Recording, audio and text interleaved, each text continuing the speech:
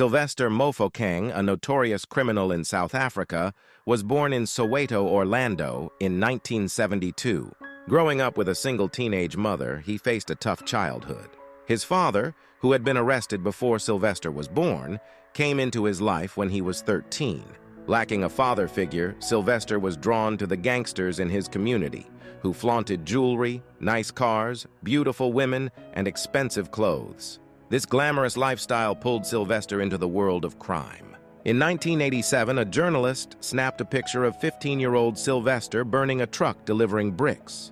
The next day, his face was plastered on the front page of the Sowetan newspaper. Fearing the apartheid police, Sylvester's mother arranged for him to stay with his uncle in Namibia. However, life in Namibia was tough.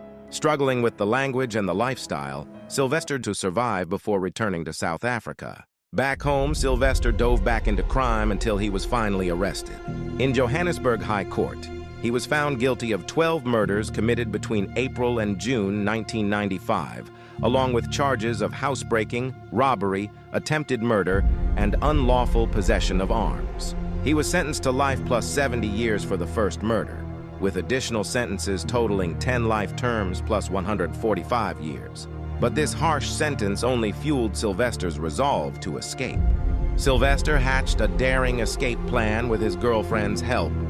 On a phone call, she revealed she had access to a gun through her late brother, a security guard. Sylvester instructed her to buy groceries, wrap the gun in foil, hide it in a sugar bag, and send it with her innocent younger sister to avoid suspicion. When the sister delivered the groceries, Sylvester created a distraction as the guard searched the items. The guard, losing focus, allowed the groceries to pass through. That night, Sylvester retrieved the gun, his adrenaline surging as he hid it in his cell.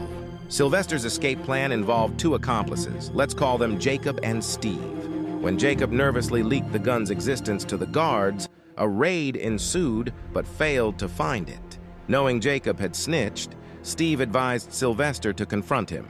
Sylvester intimidated Jacob into joining the escape, cocking the gun to show he meant business. The next day, Sylvester announced the escape.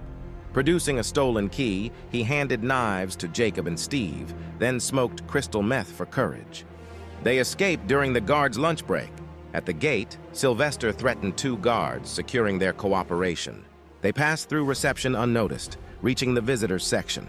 A visitor, under duress, convinced a guard to open the gate, telling the guard his visiting hours is ended, allowing the trio to escape after injuring the guard after opening for the visitor.